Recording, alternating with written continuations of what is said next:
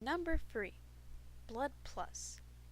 If you've seen my disappointed anime list, I mentioned this show briefly after giving my reasons on why Blood Sea didn't agree with me. The reason why I bring up Blood Sea is because both shows are part of the Blood Saga after the movie Blood the Last Vampire. Unfortunately, I didn't get to see this movie yet. But what I do know is Blood Plus is an alternate tale of this film as well as Blood Sea. Unfortunately, where Blood Sea gave us more gore than story plus a horrible ending, Blood Plus was a balance of gore and story. It focuses on Saya Otanashi, a 16-year-old girl who's been living a normal life with her adoptive family for a year. One evening, she sneaks into school to retrieve her gym shoes since she forgot them earlier, when she stumbles across a monster known as a Chiropteran eating a teacher on night patrol. If that wasn't enough, she runs into a man named Haji who seems to know her very well and tells her to fight this monster. He gives her his blood, and that triggers her to slay this creature down no problem. This show is about 50 episodes long, yet never feels like it's dragging.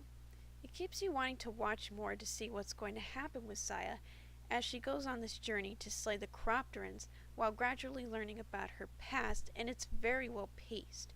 Her relationship with her brothers Kai and Riku is also very endearing, and the antagonists are interesting as well, including Diva, who's actually my favorite character in the show. It's well done, very sad at times, and overall, a good mystery into who Saya is and why she was chosen to kill these Chiropterans.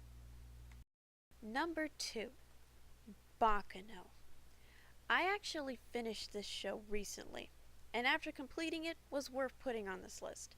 I can see why it was raved about a lot, but surprisingly not talked about much. It's a show with 3 storylines that take place in different timelines with a huge cast of characters, non-stop action, alchemy, mafia, and a monster called the Rail Tracer killing people. Confused? That's natural because that's pretty much how it's told and in 13 episodes no less.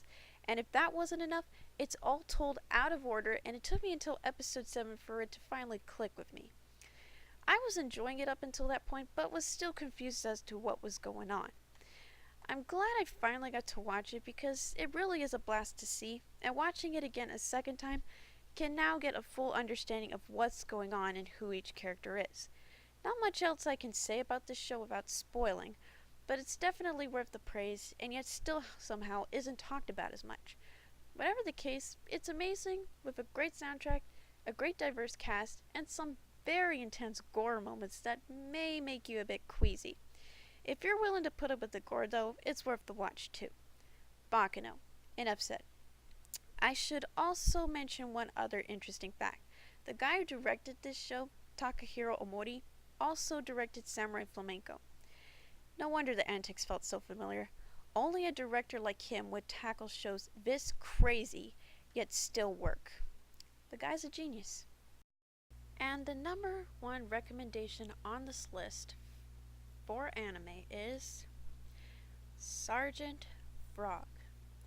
This is a random comedy about a group of alien frogs who want to take over the world, but either fail or get distracted by other things that keep them from attaining their goal.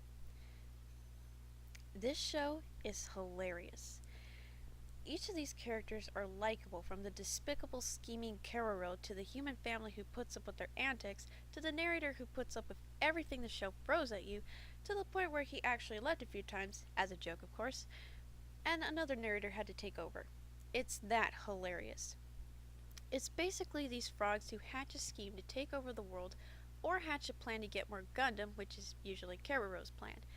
It's basically the anime equivalent to The Simpsons. There's so much jokes you can make about a group of frogs invading Earth and failing at it. It does have anime references here and there, but not to the point of bombardment like Lucky Star. In the case of Sergeant Frog, it works better since, as mentioned earlier, there's a lot to work with on this idea. It also has some touching moments here and there, like Keroro's relationship with Fuiki, Giroro's relationship with Natsumi, and Dororo's relationship with the ninja girl Koyuki. Another plus is the English dub. This is one of Funimation's best work in script and cast, from Todd Haberkorn as Keroro to J. Michael Tatum as Lance Corporal Dororo. It's a shame they only dubbed 78 episodes, and who knows if they'll ever dub more, But from what we have, 78 episodes, it's good solid entertainment and definitely deserves more attention.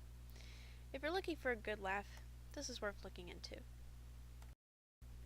And that was my list recommending anime that are talked about now and then, but not enough unfortunately. And I'm glad I was able to discuss each of them because they are all worth looking into. Next time I might make a video on my favorite characters. It'll take time though since there's a lot to choose from, but it'll be fun to make. Until then, I hope you enjoyed this video. This is Kiroto Kuchiki, and goodbye for now.